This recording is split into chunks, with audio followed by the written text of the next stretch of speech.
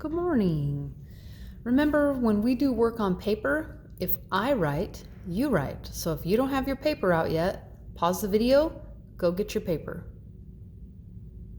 Now that you're back, let's be sure we label our paper properly. First and last name, because we're not little kids anymore.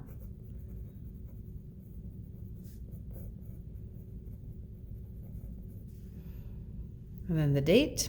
My date today is actually the 1st of October.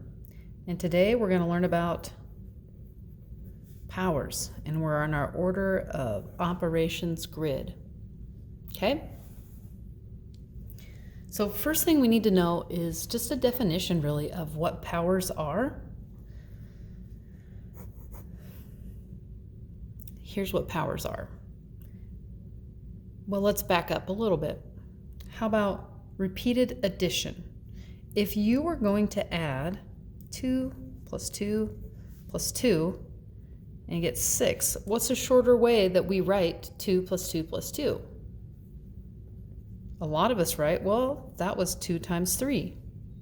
Ooh, side note, that right there, the elevated dot, means to multiply.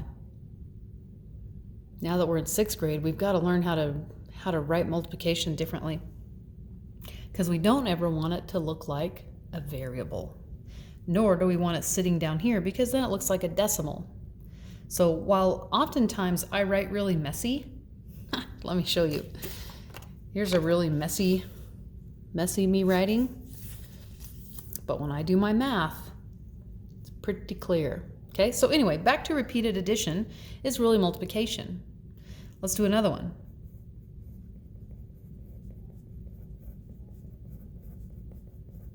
Oh gosh, that was a lot of stuff to write. 100 plus 100 plus 100 plus 100 plus 100 is 500. What's an easier way to do this step? Yeah, do multiplication. I did 100, 1, 2, 3, 4, 5 times. And that got me to 500. So we do multiplication a lot of times because it's easier than repeated addition. It's a shorter way to do it.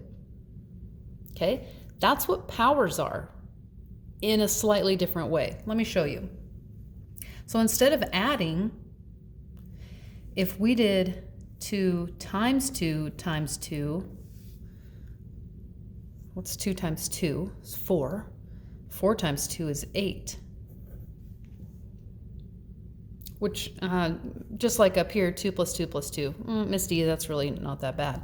But what if you had 100 times 100 times 100 times 100 times 100? Once you get out here and you're writing this multiplication over and over and over and over again, then it starts to get tedious. Meanwhile, this is a really big number, by the way. I don't even know what it is. Should we figure it out? I say we should figure it out. 100. Oh my gosh, it's a lot of zeros. That will be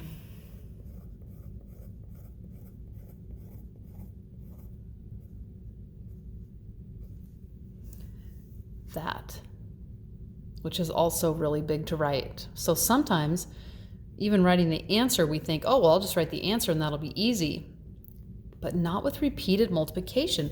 Turns out repeated multiplication means numbers get really big exponentially fast, and it's called exponentially because you use an exponent, right? So this is actually equal to 2 to the 3rd power. What? And this whole big giant number is really just 100 to the 5th power. Now, I don't know about you, but I'd way rather write this little tiny thing or this little tiny thing than I would that monstrosity or even this. Plus, then we can make our calculator figure this out for us. What? Oh yeah, we'll get to that. We'll get to that, my young friends. All right, so let's define powers. So powers is really, and I will use the equal sign because I think in mathematics, as is, the equal sign means is. So powers is really just repeated multiplication. Even the word multiplication is long.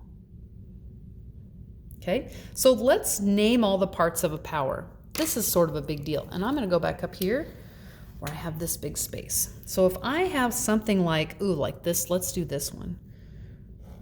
100 to the 5th. Okay? So 100 to the 5th. This part right here is called your base. And this part right here is your exponent. The whole thing is what we refer to as a power.